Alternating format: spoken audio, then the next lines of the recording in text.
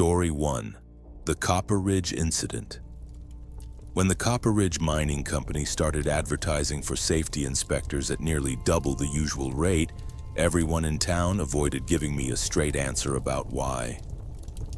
I had just turned 26 in the fall of 2009, drowning in student debt from engineering school. My diploma practically useless in the middle of an economic downturn. The recruiter, a man named Halverson with a wandering glass eye, repeated the same phrase about how remote the site was, like a warning disguised as small talk. He slid a contract across the desk with his fingertips, never quite resting his hand on the paper, and told me I had to agree to stay for 6 months minimum. No exceptions. The money was enough to clear my loans and finally escape my parents' basement.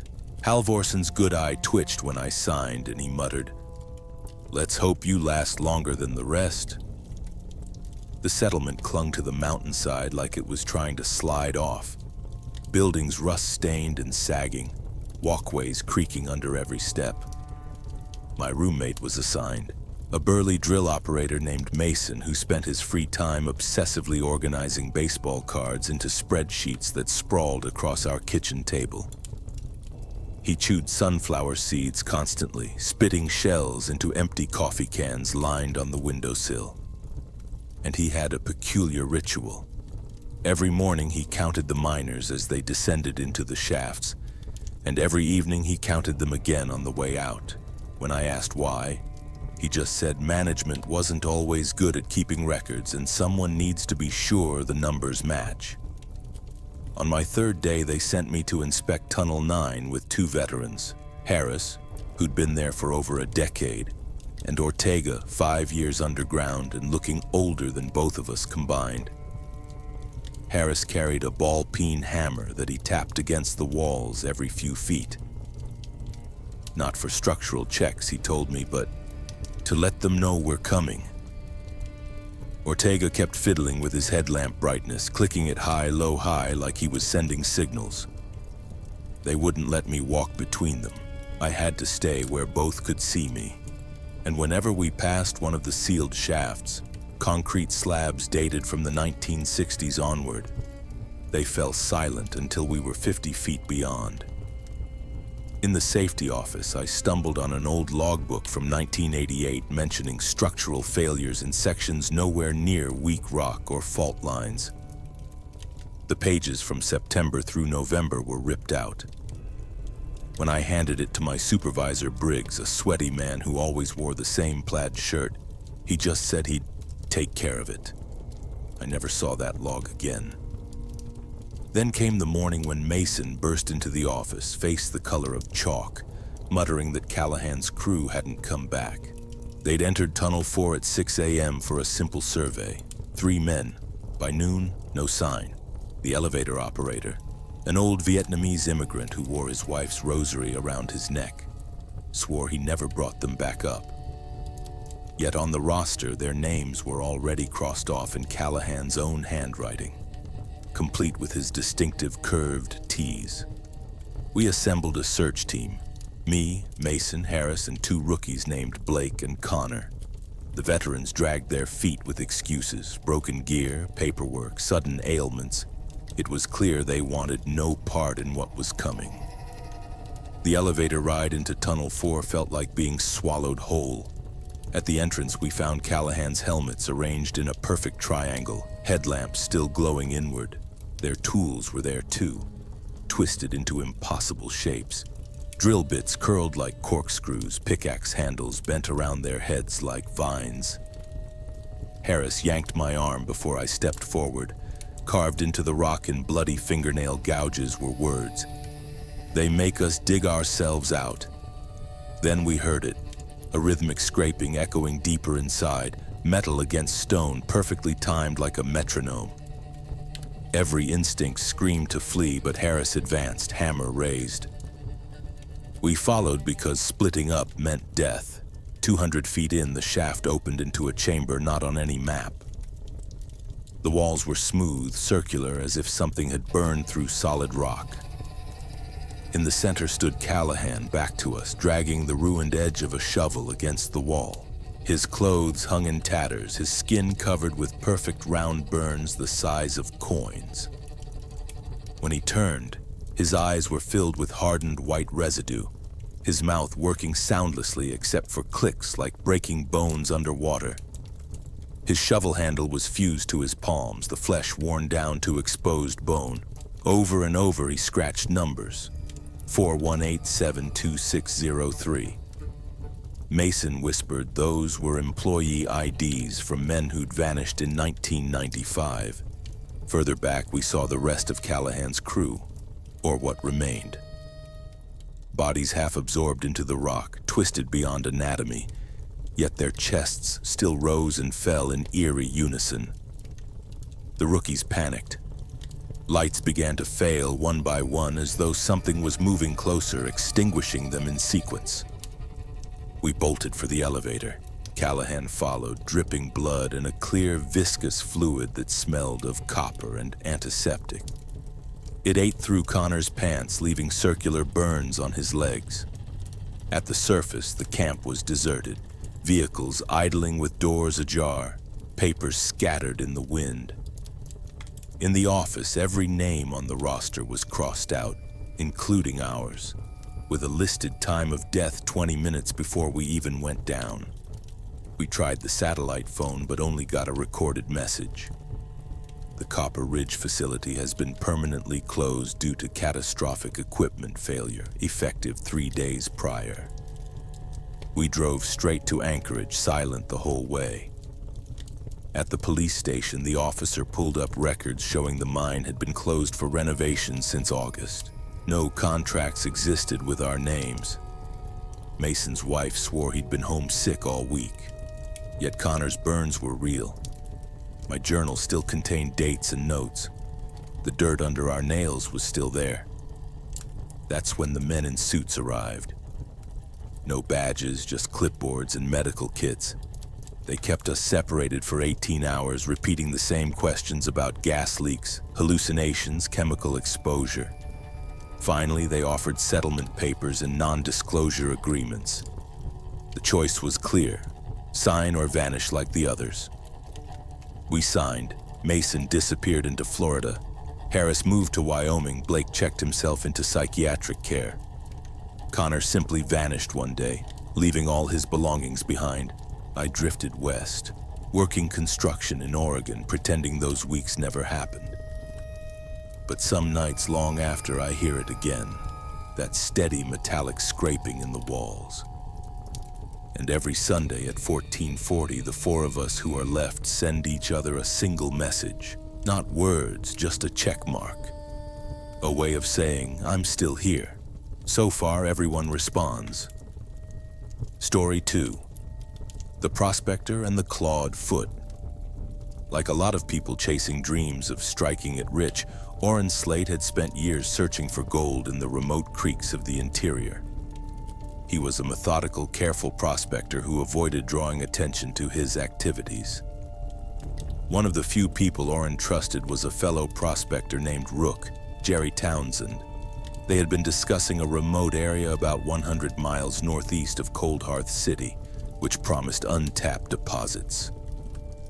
Orrin planned a 3-week solo prospecting trip, leaving detailed information with Rook in case he failed to return. 3 weeks later, Orrin's truck was found abandoned near one of the creeks he intended to investigate. The truck was unlocked and contained most of his personal belongings, but his prospecting equipment was missing. The search followed his documented activities, finding evidence of his systematic work. But about a mile upstream from his truck, the searchers found something that made the investigation much more disturbing.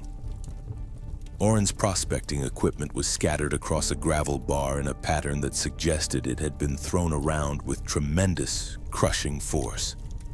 His metal detector was violently twisted and bent. More concerning was the clear evidence of a violent struggle visible in the soft sand and gravel. The area showed signs of extreme disturbance with deep gouges in the earth, suggesting a confrontation between Orrin and something that was much larger and exponentially more powerful than a human being. Most disturbing of all, the searchers found massive tracks pressed into the mud near the creek. footprints that were clearly humanoid but nearly 18 inches long. The size and depth of the impressions suggested something that weighed far more than any human, standing at least 8 or 9 feet tall. Most unsettlingly, the tracks showed claw marks at the tips of what should have been toes, suggesting a creature that was not entirely human. During the extended search operation, multiple searchers reported hearing vocalizations that seemed almost human, but were horribly distorted and amplified. Rook and other private searchers uncovered additional disturbing evidence, including more vast humanoid tracks and sites where vegetation had been disturbed by something enormous. These sites showed signs of what appeared to be feeding activity. Local native Alaskan elders spoke knowingly of ancient stories about creatures they called the Torners, massive beings that were part human and part animal, guarding ancient territories against human intrusion. They suggested Oren might have unknowingly violated a forbidden sacred boundary. Oren Slate's disappearance remains open. The evidence suggested an encounter with something that was not documented by modern science. The knowledge that experienced prospectors could simply vanish, leaving behind only scattered mangled equipment and massive clawed tracks, became a source of ongoing deep concern. Story 3. The Menace of Viridian Deep. Like a lot of bush pilots who earned their precarious living flying hunters and fishermen into the remote, savage corners of Alaska, Flynn Frostwing Caldwell thought he had encountered every danger the wilderness could possibly offer. He had been flying in Alaska since the early 1970s, logging thousands of hours over the most dangerous and unpredictable terrain on the continent. He had survived engine failures over trackless wilderness and weathered storms that would ground commercial aircraft for days. For pilots like Flynn, Alaska was not just a job. It was a proving ground where only the most skilled and experienced truly survived. The margin for error was measured in life and death. As anyone who has flown bush planes in Alaska knows, the wilderness offers no forgiveness for mistakes. Some very strange incidents had been quietly reported by bush pilots over the years, with experienced aviators claiming to have seen things in the remote lakes and rivers that defied any rational explanation. The vast waterways of interior Alaska were largely uncharted and unexplored. Flynn, however, was a practical man who dismissed such tales as products of isolation, fatigue, or too much time spent alone in the cockpit. He believed only in what he could concretely see, touch, and measure. One regular client was a fishing guide named Garth Stone, who had worked the deep, cold waters around Viridian Deep, Lake Iliamna, for over 20 years. Garth was a fourth-generation Alaskan who had grown up hearing chilling stories about the lake from his grandfather. Tales of massive ancient creatures that dwelled in the depths and occasionally surfaced to terrorize fishermen or violently overturn boats. Viridian Deep was the largest lake in Alaska, reaching unfathomable depths that had never been fully measured. The water was so deep and brutally cold that the bodies of drowning victims were almost never recovered. The lake had a somber reputation among locals as a place where truly strange things unfolded and people vanished without explanation. When Garth called Flynn in early September of 1987 requesting a flight to the lake's northern end, Flynn agreed instantly. They took off from Anchorage in Flynn's float plane on a gray morning shrouded by low clouds and intermittent rain. As they approached the massive lake 2 hours later, they could see the dark expanse of water stretching endlessly to the horizon. Viridian Deep was so immense it generated its own erratic weather patterns. But as they descended toward their planned landing spot, Flynn noticed something unnerving about the water conditions. The lake surface was unnaturally calm, despite the winds that should have created significant waves. Moreover, there were strange, powerful patterns in the water that looked like massive currents or disturbances moving just beneath the surface. Garth noticed it too, remarking that he had never in decades seen the lake behave quite like this. The landing was smooth. As they taxied toward shore, seeking a suitable beaching spot, they saw it. About 200 yards off their port wing, the surface of Viridian Deep began to bulge upward, as if something unimaginably massive was slowly, deliberately rising from the dark, cold depths. At first, Flynn thought it might be submerged debris, but the disturbance grew larger and horrifyingly pronounced. The water began to form a distinct dome-shaped mound that rose several feet above the normal surface level, and they could clearly see something dark and solidified moving underneath. Garth seized Flynn's arm, his voice tight with a mixture of terror and awe.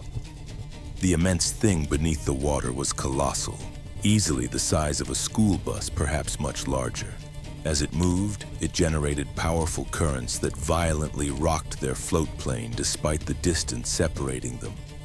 They heard strange, low-frequency rumbles emanating from the water, sounds that seemed to vibrate right through the aircraft's hull.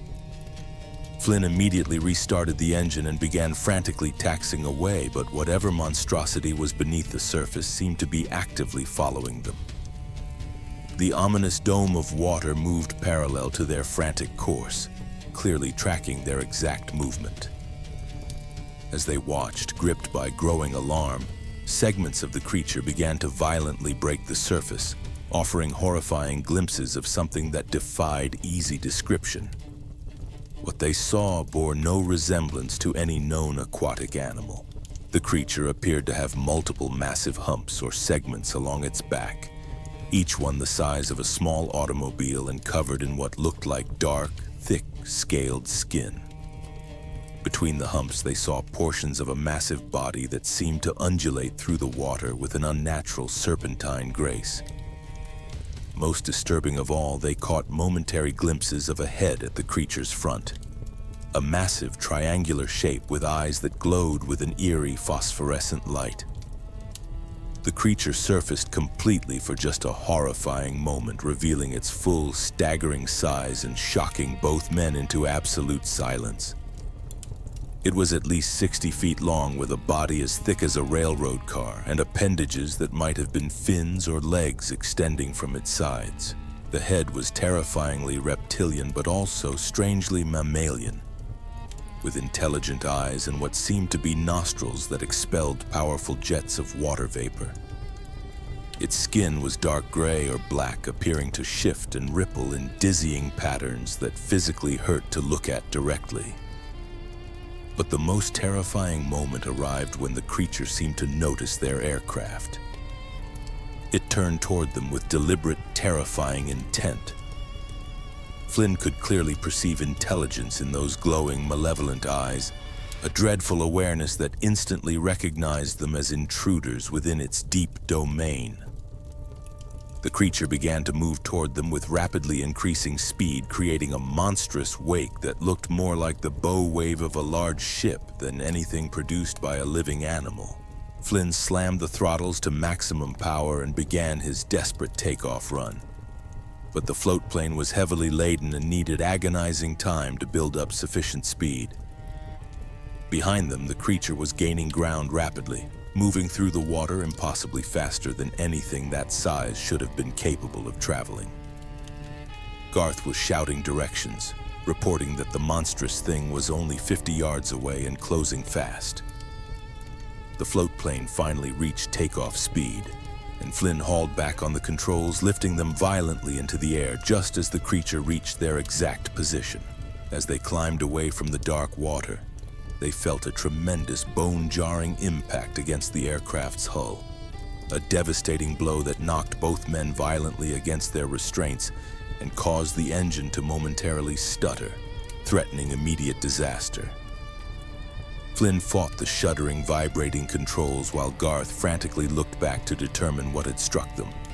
The creature had breached completely out of the water in its savage attempt to savage their aircraft, launching itself into the air with shocking, incredible force. For a moment, frozen in time, the massive beast hung suspended above Viridian Deep, water streaming from its massive body as it reached toward them with appendages that looked disturbingly like arms or thick tentacles. Then gravity violently reasserted itself, and the creature crashed back into the lake, sending up a geyser of frigid water that rose nearly as high as their ascending aircraft. The creature's impact had severely damaged one of their floats, causing a slow, dangerous leak that would render landing back on water dangerous, if not entirely impossible. They were forced to return to anchorage immediately. The flight back was tense and silent. Flynn had encountered many large creatures during his years of flying, but nothing that compared to the sheer size and terrifying apparent intelligence of the thing they had encountered. Garth, despite his decades on Alaska's waterways, admitted he had never seen anything remotely similar. Upon landing safely, Flynn inspected the damage. What he found was deeply disturbing. The aluminum hull bore clear impact marks from something of tremendous force, but the damage was not random. There were parallel gouges that looked like claw marks, scratches made by something with intelligence and calculated purpose. Most unsettling of all, embedded deeply in the damaged float were several triangular objects that looked disturbingly like massive teeth. Fangs that had snapped off when the creature brutally struck their aircraft. Flynn never again flew over Viridian Deep, claiming scheduling conflicts whenever clients requested trips there. Garth ceased guiding fishing expeditions to the menacing lake. Both men became reluctant to discuss the horrifying incident publicly, but they shared their dark story privately as a chilling warning about the dangers that might lurk beneath Alaska's deepest remote waters. The creature they encountered remains utterly unexplained. Their experience at Viridian Deep became a stark, cautionary tale shared quietly among the communities. A warning that some waters are better left severely undisturbed and some terrifying mysteries are far too dangerous to investigate too closely. Story 4. The Silent Swallow. Like a lot of ambitious hikers in their early 20s, Alistair Vance was magnetically drawn to Alaska by the seductive promise of untamed wilderness and the ultimate definitive test of his outdoor skills. He had trained for months, running ultramarathons and carrying weighted packs through the Colorado mountains. But Alaska represented something entirely different, something truly primal. It was not merely challenging terrain or extreme weather. It was a boundless realm where civilization entirely vanished, and a person could trek for hundreds of miles without the sight of another human being. For outdoor enthusiasts like Alistair, Alaska was the holy grail, the final, unforgiving frontier where you could prove yourself against nature in its purest, most hostile form. As anyone who has spent serious, solitary time in the Alaskan backcountry knows, the wilderness there does not just challenge you, it actively tries to kill you. And even highly experienced outdoorsmen can vanish without a trace in terrain so impossibly vast and hostile that search efforts become agonizing exercises in futility. Some very strange disappearances have occurred in Alaska over the years, with experienced hikers and hunters vanishing in areas they knew well, leaving behind only scattered gear and a heavy burden of unanswered questions.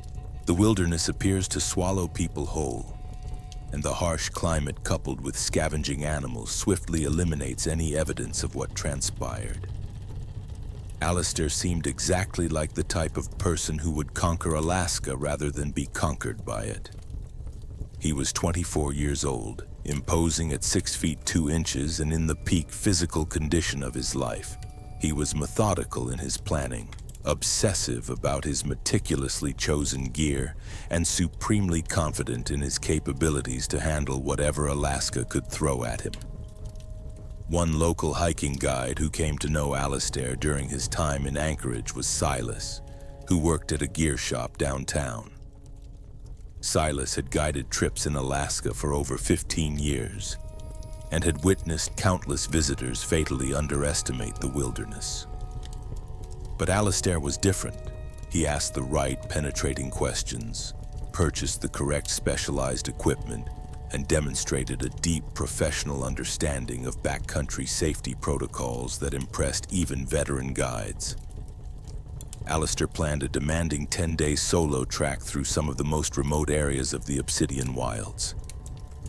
Alistair set out on a clear morning in late August, carrying a heavy 60-pound pack loaded with food and a high-quality four-season tent, alongside a satellite communicator to summon aid if necessary. His plan was to check in with Silas every 2 days. For the first 4 days, everything proceeded according to plan. Alistair's messages were brief but vibrant, reporting good weather and incredible untouched scenery. His final brief message, sent on the evening of August 28th, reported that he was about to depart the established trail system and head into unmarked territory where satellite coverage might become spotty. When Alistair failed to check in 2 days later, Silas was not immediately worried. But when yet another full day passed without a word, Silas contacted the Alaska State Troopers and reported Alistair as overdue. A massive search and rescue operation was launched within hours. But the Obsidian Wild spans over 5 million acres of some of the most rugged, impenetrable terrain in North America. Finding one person in that vast, silent wilderness is akin to searching for a needle in an impossible haystack. Beyond his last confirmed position, there was no sign of him. On September 5th, a helicopter crew spotted something profoundly unusual near a remote creek. It was pieces of Alistair's backpack, violently scattered across a small clearing, as if they had been torn apart and forcefully thrown. Searchers rappelled down to collect the debris. What they found was deeply disturbing. Alistair's pack had been shredded with what appeared to be tremendous, unimaginable force. The heavy nylon fabric was ripped into tattered strips and strewn over a wide area. His sleeping bag had been violently pulled out and torn open. The synthetic insulation spread across the cold earth like an unnatural snow. Food containers were crushed and empty. Most unsettling of all, there were large, horrifying amounts of blood soaking into the earth around the debris field. Far more blood than could possibly come from minor injuries. The teams found massive paw prints in the soft earth around the creek, prints larger than anything left by known wildlife in the area. The tracks were bear-like but enormous, suggesting a creature far larger than even the biggest brown bears typical of Alaska. Some prints showed clear claw marks that had gouged deep furrows into the ground. But chillingly, there were other tracks as well, prints that defied easy categorization. Some appeared to be from bare human feet, yet they were elongated and showed horrifying claw marks at the tips of what should have been toes. The stride length implied something much taller than a normal human. And the depth of the impressions indicated incredible weight and devastating power. Most disturbing of all, the human-like tracks seemed to meticulously follow the same path as the massive paw prints, as if two different monstrous creatures had been working in terrible coordination. The searchers also found Alistair's rifle, a powerful lever action he carried for protection. It had been fired recently, but the weapon itself had been sickeningly twisted and bent, as if something with tremendous strength had casually crushed it like a tin can. The stock was splintered, and the barrel was actually bent at a shocking 90-degree angle, damage requiring thousands of pounds of force to inflict.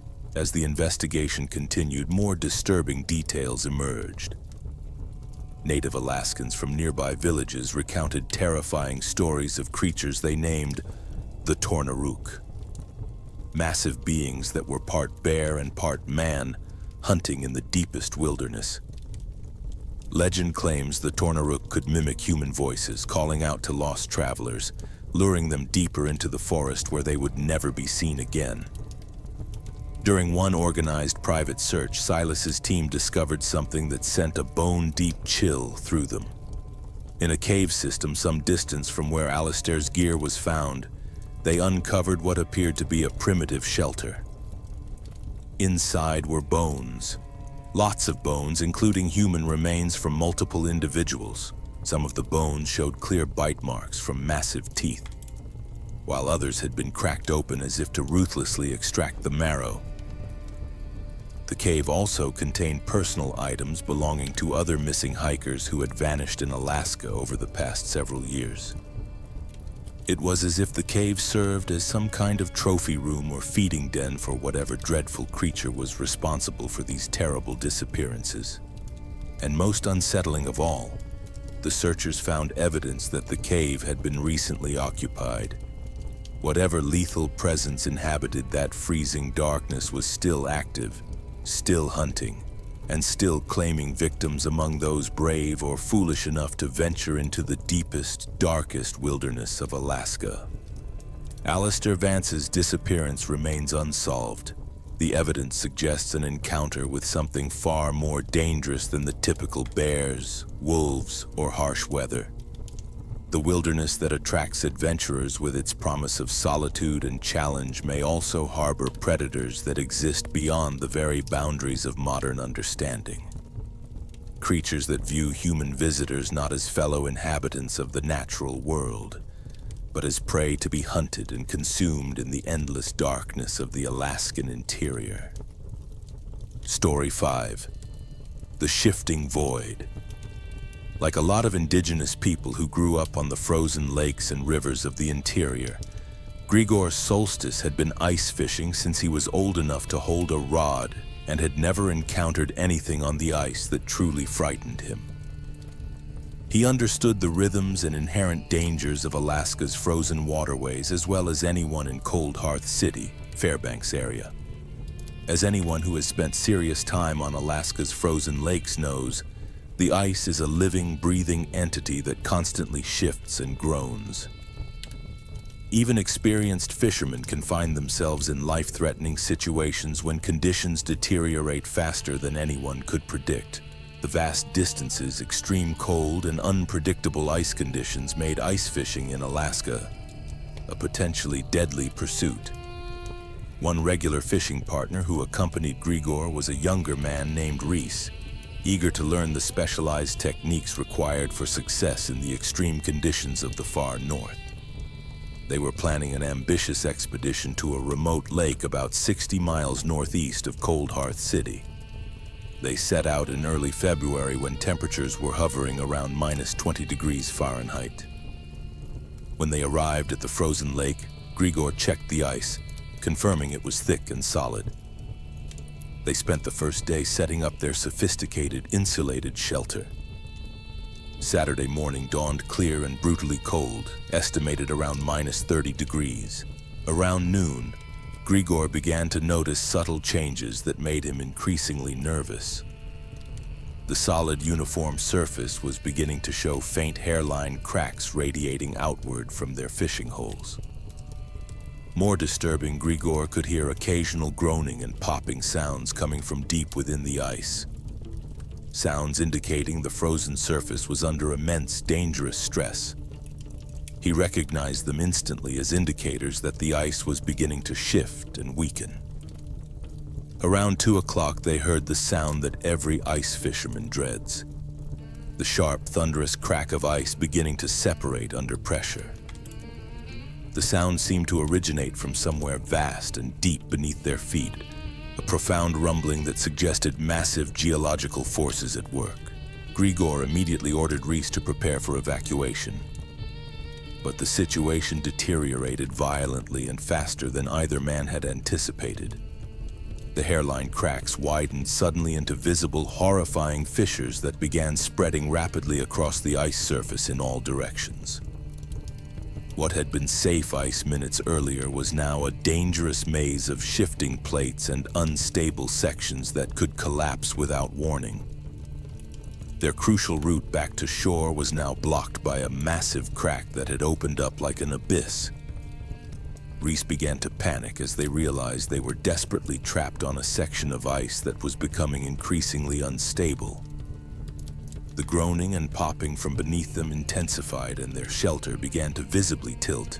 Their snowmobiles, their only tether to safety, were parked on ice that was now visually moving up and down with the unseen motion of the water underneath. They could not cross the major crack.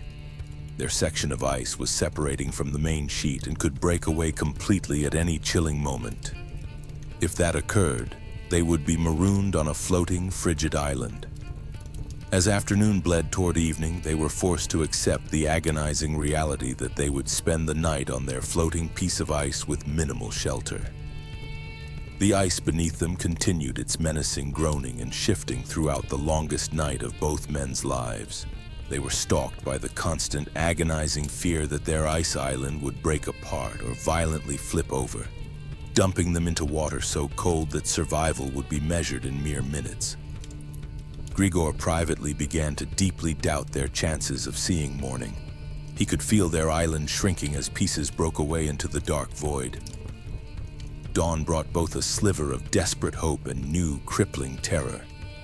The crack had widened significantly, but Grigor realized they might have a narrow window to cross on the thin new ice beginning to form across the gap. Using techniques taught by his grandfather, he probed the new ice, determining it might hold one person at a time if they moved quickly. Reese crossed successfully, crawling on his belly. Grigor followed with the remaining survival gear, feeling the thin ice flex and crack violently beneath him, managing to reach the other side just as his section began to give way, dissolving into the freezing water. Behind them, their ice island drifted away from shore. The two men hiked back to the nearest road over 2 agonizing days, suffering from frostbite and deep exhaustion.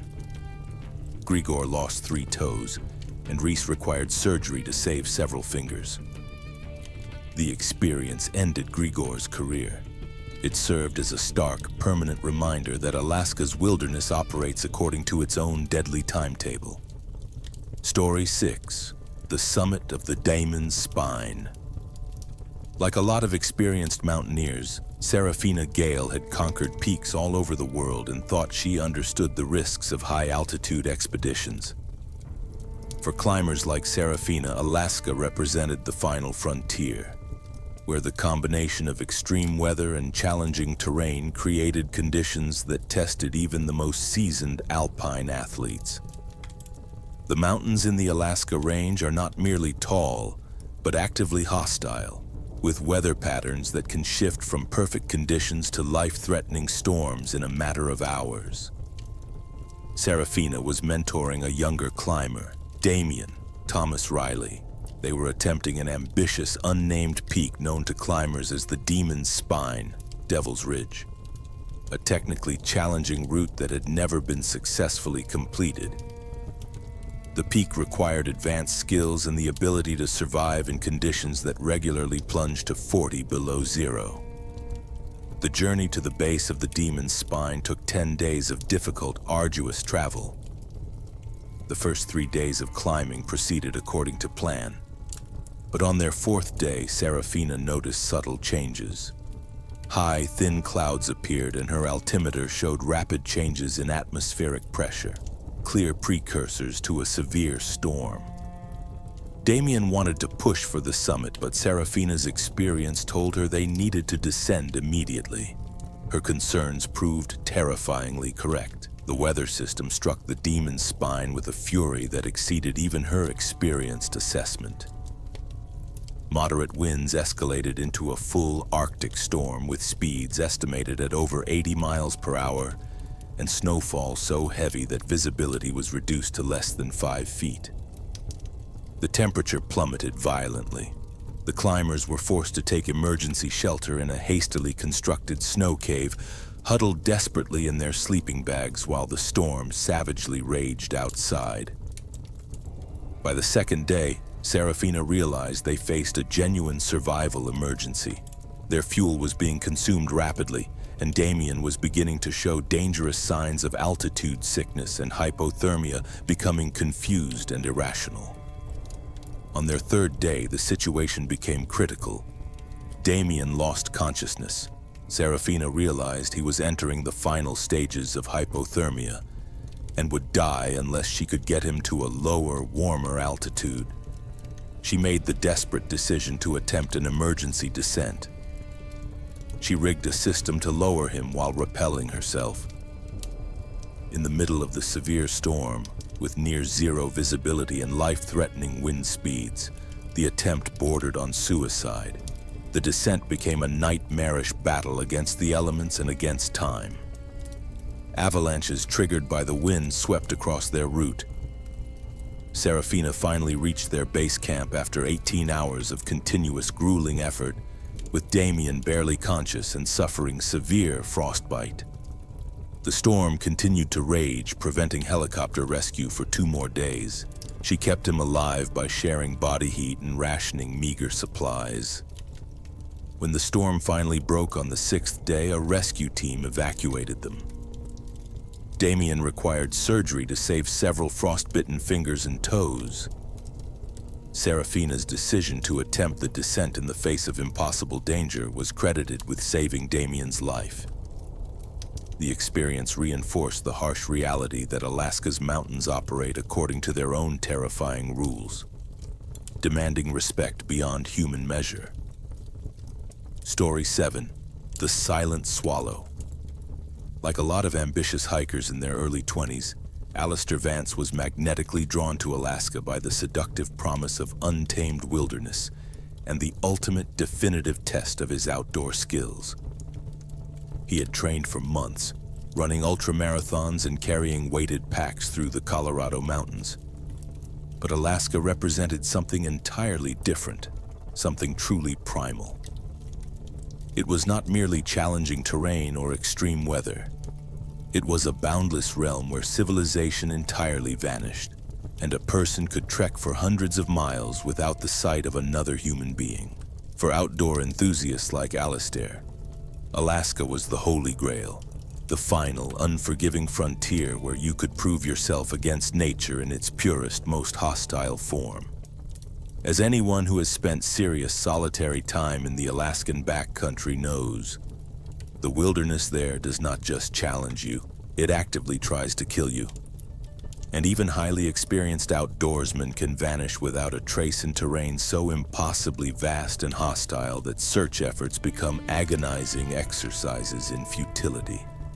Some very strange disappearances have occurred in Alaska over the years, with experienced hikers and hunters vanishing in areas they knew well, leaving behind only scattered gear and a heavy burden of unanswered questions.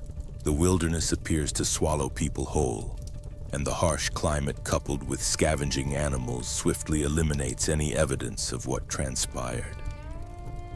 Alistair seemed exactly like the type of person who would conquer Alaska rather than be conquered by it. He was 24 years old, imposing at 6 feet 2 inches and in the peak physical condition of his life. He was methodical in his planning, obsessive about his meticulously chosen gear, and supremely confident in his capabilities to handle whatever Alaska could throw at him.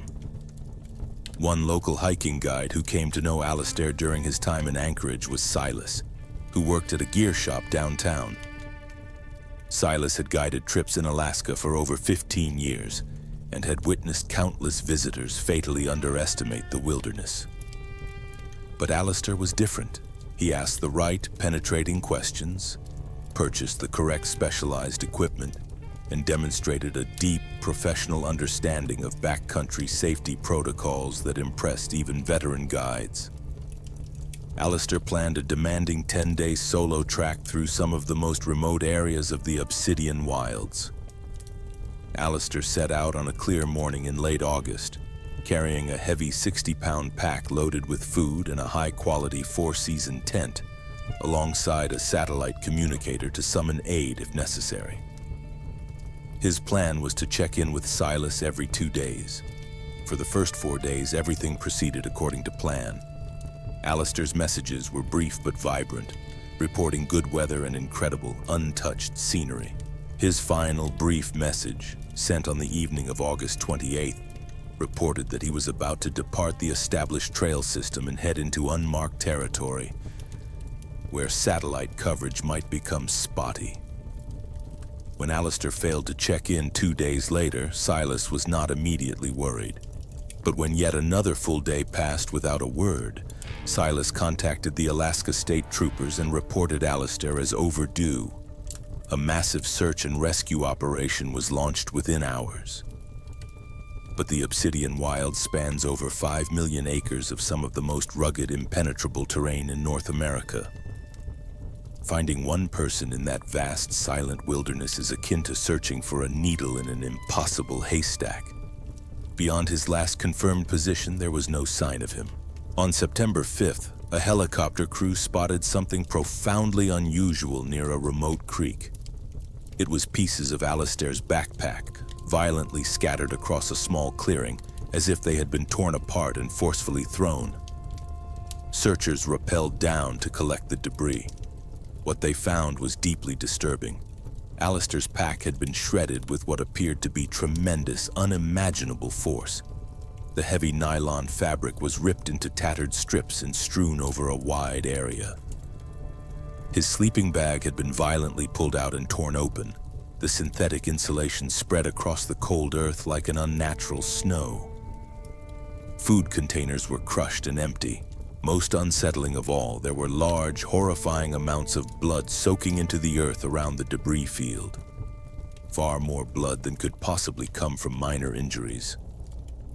The teams found massive paw prints in the soft earth around the creek, prints larger than anything left by known wildlife in the area. The tracks were bear-like but enormous, suggesting a creature far larger than even the biggest brown bears typical of Alaska.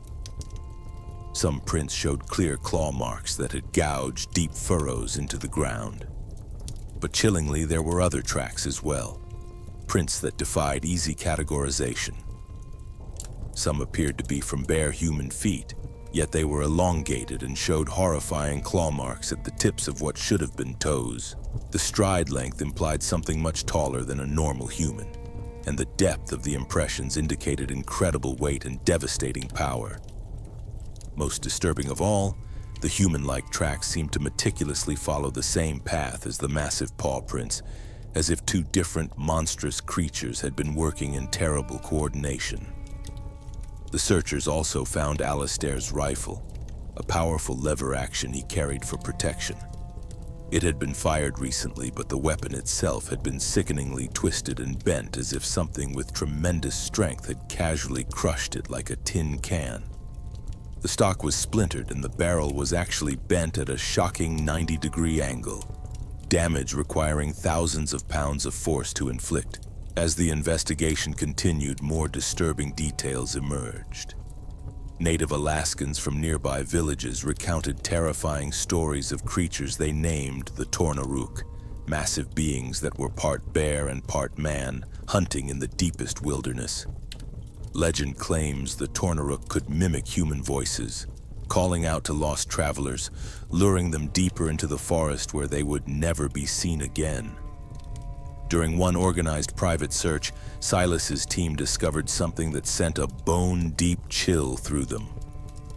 In a cave system some distance from where Alistair's gear was found, they uncovered what appeared to be a primitive shelter. Inside were bones, lots of bones, including human remains from multiple individuals. Some of the bones showed clear bite marks from massive teeth, while others had been cracked open as if to ruthlessly extract the marrow. The cave also contained personal items belonging to other missing hikers who had vanished in Alaska over the past several years. It was as if the cave served as some kind of trophy room or feeding den for whatever dreadful creature was responsible for these terrible disappearances. And most unsettling of all, the searchers found evidence that the cave had been recently occupied. Whatever lethal presence inhabited that freezing darkness was still active, still hunting, and still claiming victims among those brave or foolish enough to venture into the deepest, darkest wilderness of Alaska. Alistair Vance's disappearance remains unsolved. The evidence suggests an encounter with something far more dangerous than the typical bears, wolves, or harsh weather. The wilderness that attracts adventurers with its promise of solitude and challenge may also harbor predators that exist beyond the very boundaries of modern understanding. Creatures that view human visitors not as fellow inhabitants of the natural world, but as prey to be hunted and consumed in the endless darkness of the Alaskan interior. Story 8. The Trapper's Winter Crucible. Like a lot of experienced trappers who made their perilous living in Alaska's remote interior, Gideon Flint had been running trap lines through the brutal winter months for over 30 years. He had survived temperatures plunging to 60 below zero and navigated whiteout blizzards that could fatally disorient even veteran outdoorsmen. For trappers like Gideon, who worked hundreds of miles from the nearest settlement, winter was not merely a season but a life or death test. The combination of extreme cold, unpredictable weather, and vast distances creates conditions where a single misjudgment can quickly become fatal. Gideon ran his extensive trap line with his younger brother Corbin. They planned their final expedition for late March, traveling to a remote cabin 80 miles southeast of Cold Hearth City. They set out on a clear morning. Everything appeared normal when they arrived. The first indication of impending doom came on their second day when Gideon noticed subtle changes indicating a major storm was rapidly approaching. His barometer showed a rapid, dangerous drop in atmospheric pressure.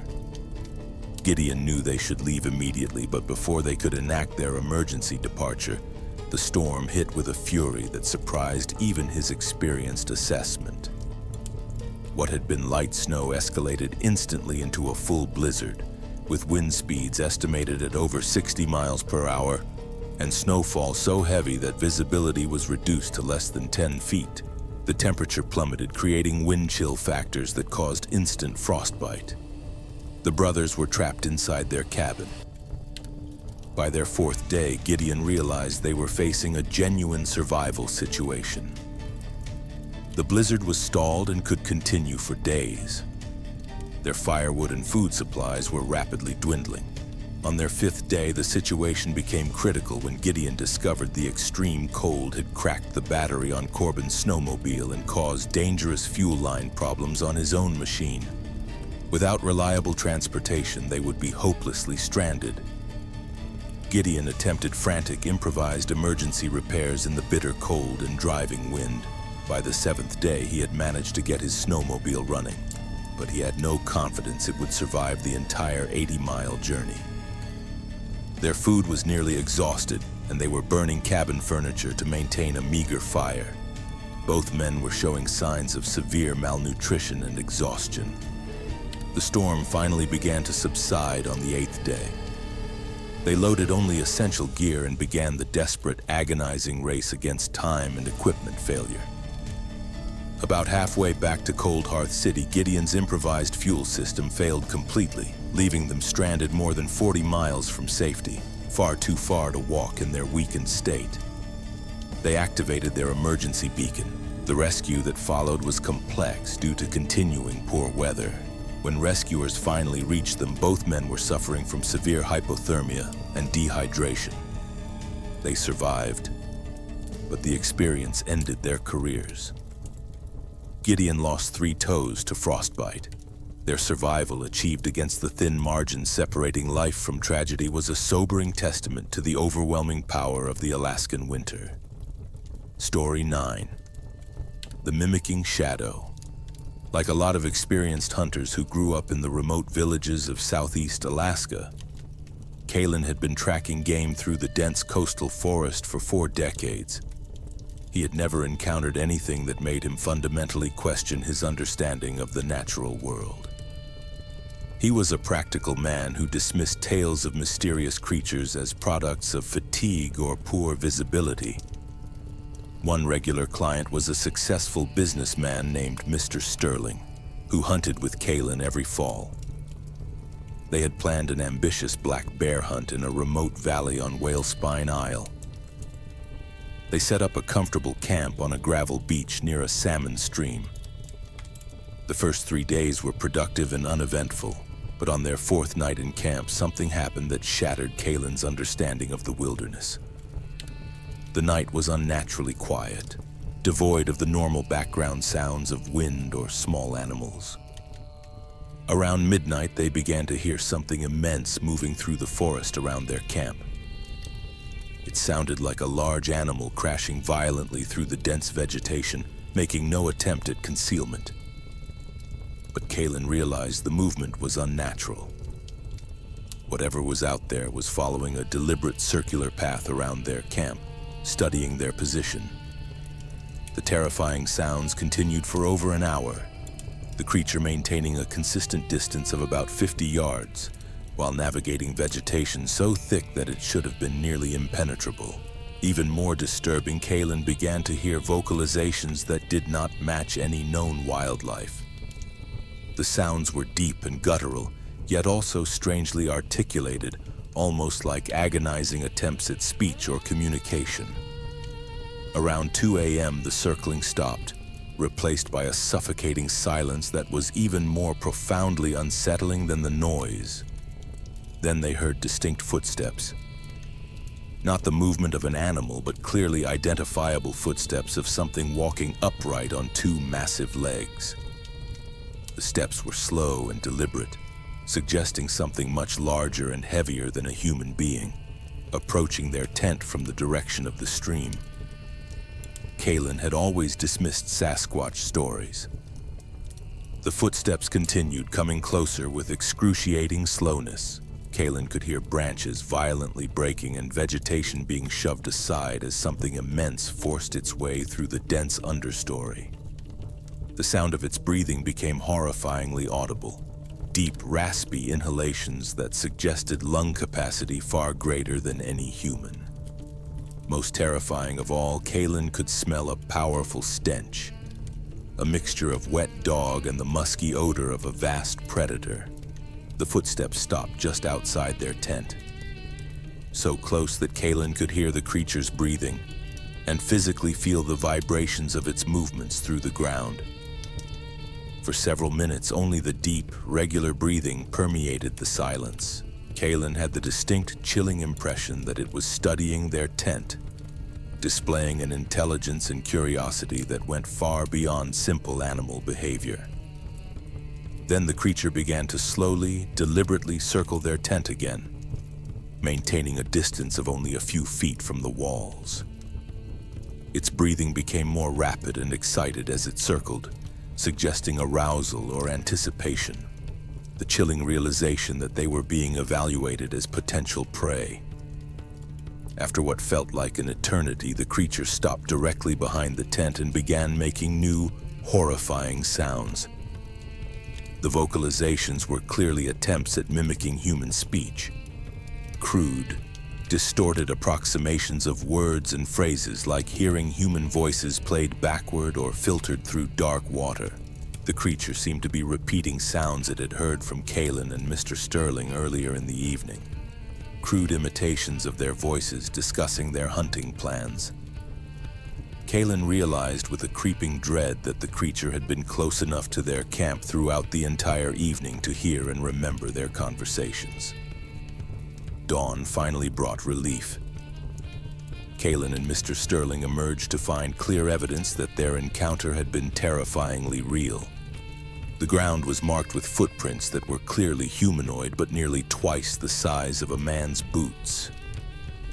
The creature had also left other terrifying signs, broken branches at a height of 8 to 10 feet, and claw marks gouged deeply into the bark of nearby trees.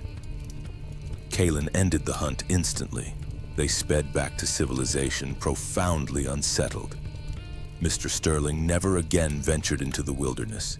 The incident remained a closely guarded, dark secret. Story 10. The Snowmobiler's Vanishing. Like a lot of veteran snowmobilers who grew up exploring Alaska's vast winter wilderness, Tobias Frost had been riding the remote, untracked backcountry around Cold Hearth City for over 15 years. He thought he knew every single danger the frozen landscape could present. He had survived blizzards, navigated treacherous thin river crossings, and dealt with mechanical breakdowns in temperatures that could kill an unprepared person in hours. Some very disturbing disappearances had occurred among snowmobilers, with experienced riders vanishing without a trace on familiar routes.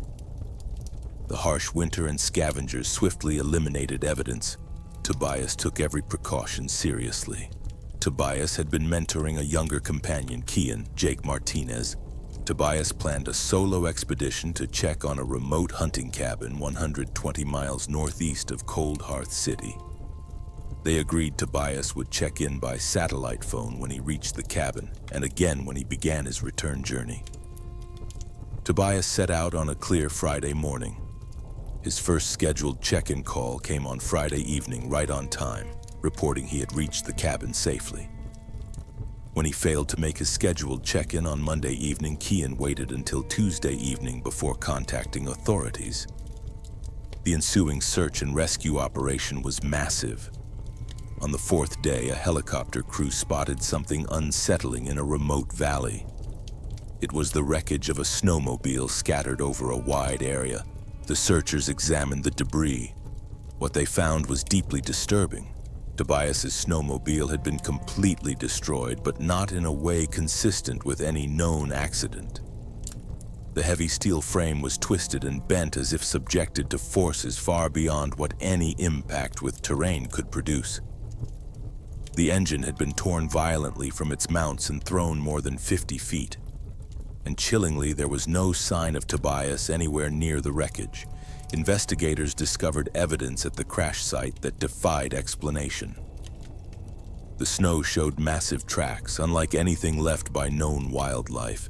The impressions were enormous, easily 3 times the size of the largest bear tracks, suggesting something much taller and more powerful.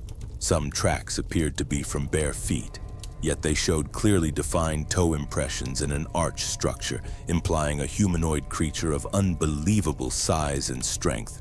Even more disturbing were the claw marks gouged into trees throughout the crash site. The marks were made by something with claws longer and sharper than those of any known predator, extending to heights far beyond the reach of bears. Some marks appeared freshly made. During the search, teams reported strange encounters.